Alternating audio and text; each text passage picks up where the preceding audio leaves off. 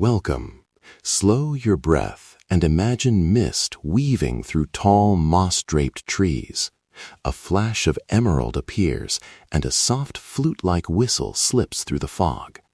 This is the resplendent Quetzal, one of the cloud forest's quiet treasures.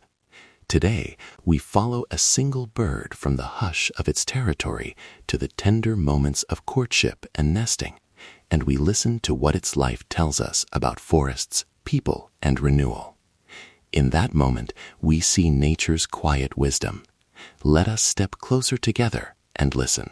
The resplendent Quetzal, scientifically known as Pharamacris mosino, is a jewel of the montane cloud forests of Central America.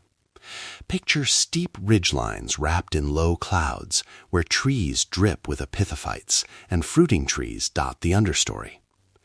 Quetzals favor elevations where humidity and fruit trees are abundant, places in southern Mexico, Guatemala, Honduras, Costa Rica, and Panama.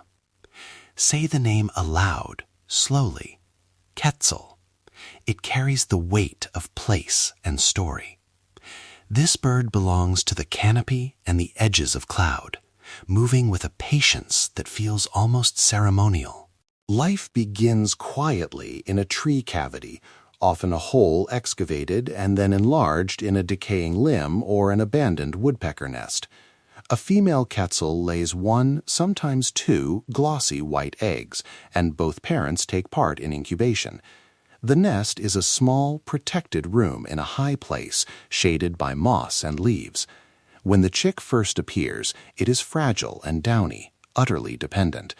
Parents ferry small fruits and insects, returning again and again.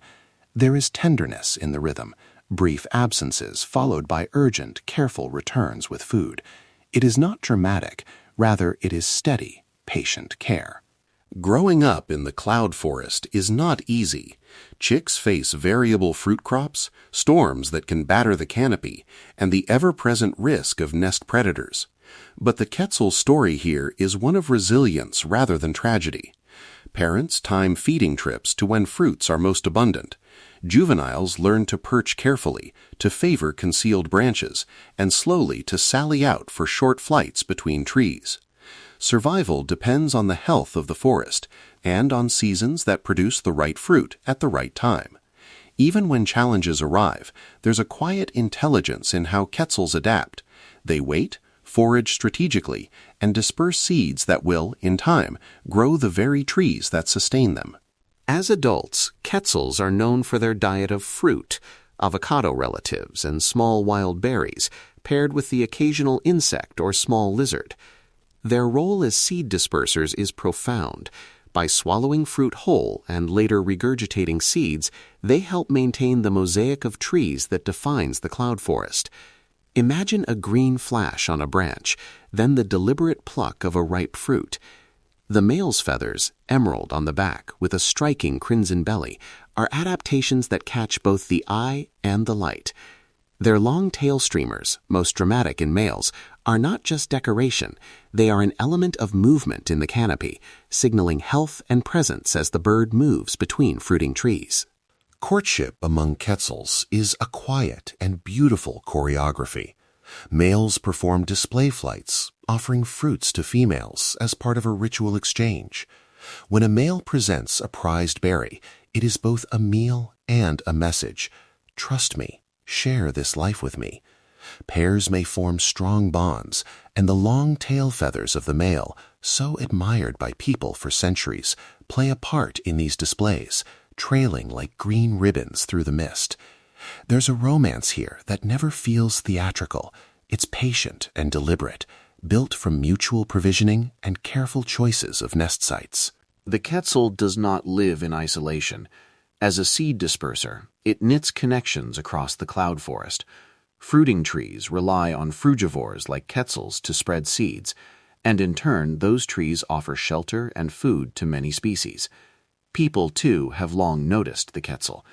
In Mesoamerican cultures, the bird's emerald sheen and long tail feathers were woven into myth and symbol.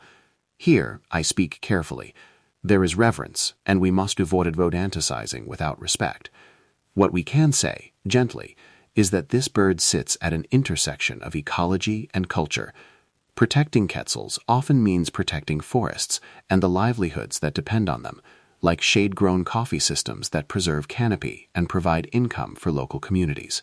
Now let us reflect. The resplendent quetzal's life is a quiet lesson in interdependence.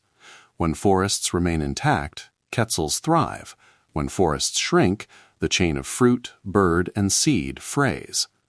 The good news is there are hopeful, practical steps: conserving montane forests, supporting shade-grown coffee that keeps canopy intact, and working with local stewards to align conservation with livelihoods. These are not silver bullets, but they are steady work, the kind of work that honors both people and place.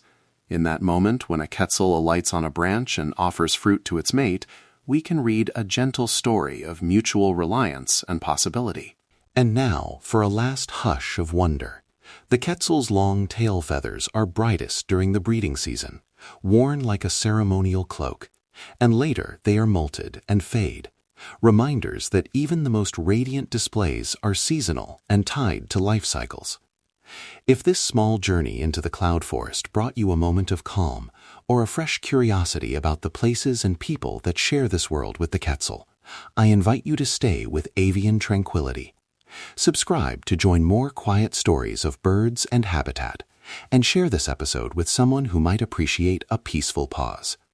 Thank you for listening and for letting the soft wing beats of the cloud forest rest with you a while.